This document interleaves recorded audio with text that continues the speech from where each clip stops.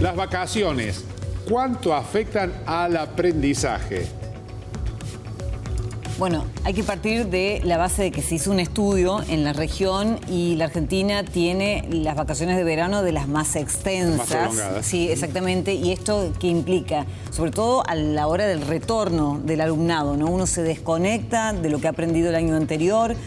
¿Cuánto afecta al aprendizaje? Bueno, se lo vamos a preguntar a Irene Kitt y la vamos a sumar coautora del informe junto a Argentinos por la Educación. ¿Qué tal, Irene? ¿Cómo estás? Buenas noches. Buenas noches. ¿Qué tal?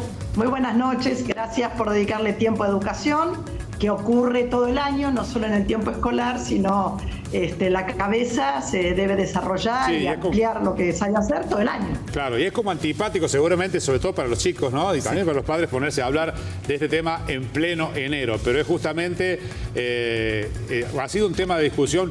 Por ejemplo, cuando hace pocos días Daniel Scioli pidió que hubiera más tiempo de vacaciones para el turismo, ¿no? Estamos hablando del responsable de turismo de la Nación.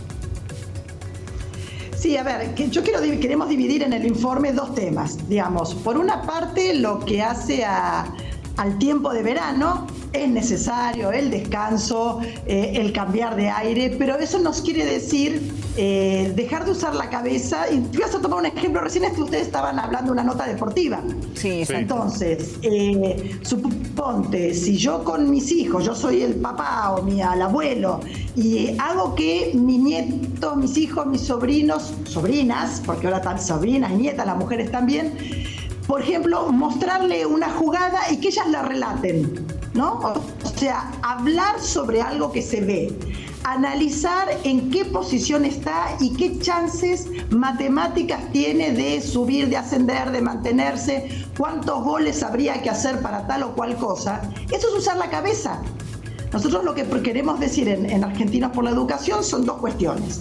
Uno, como papá, mamás, abuelos, tías, justamente las vacaciones no quiere decir dejar de usar la cabeza. No estamos proponiendo que a las 8 de la mañana estemos adelante de un cuaderno haciendo cuentas, pero sí que en el marco lúdico, en lugar de salir un poco de la pantalla, juguemos a las cartas, juguemos a los dados, hagamos cálculos mentales cuando notamos los resultados del juego de dados.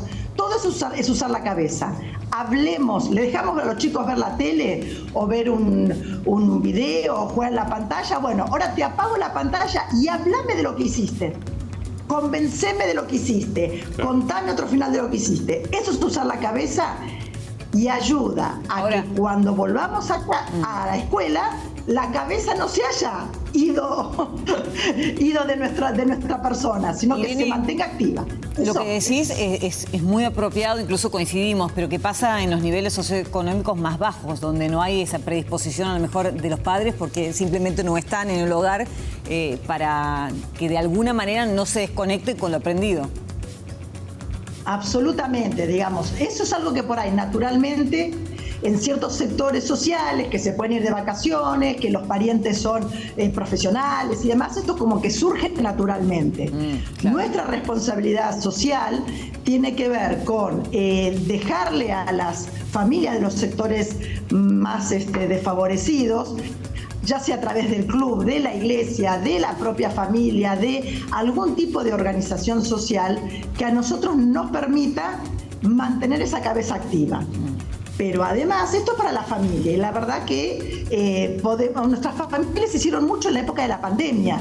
Y la verdad que con un poquitito del enorme esfuerzo que hicimos en la pandemia, ellos ya sirven. Bien. Y cuando vuelven a clase, hay que dedicarle tiempo a recuperar. No es decir, empiezo con el currículum del grado siguiente como si no hubiera pasado nada, sino que recuperar es necesario, porque es un retroceso, no es una pérdida.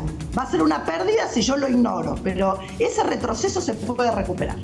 Bien. Irene, muchísimas gracias por esta comunicación. Buenas noches. Gracias por el ratito. Gracias, Irene. Gracias a ustedes. Y bueno, activar la cabeza para hablar, para hacer cuentas, para pensar, pero mientras se juega y se pasa en familia y descansando. Muchas gracias por dedicar el tiempo. Gracias, un abrazo, un abrazo.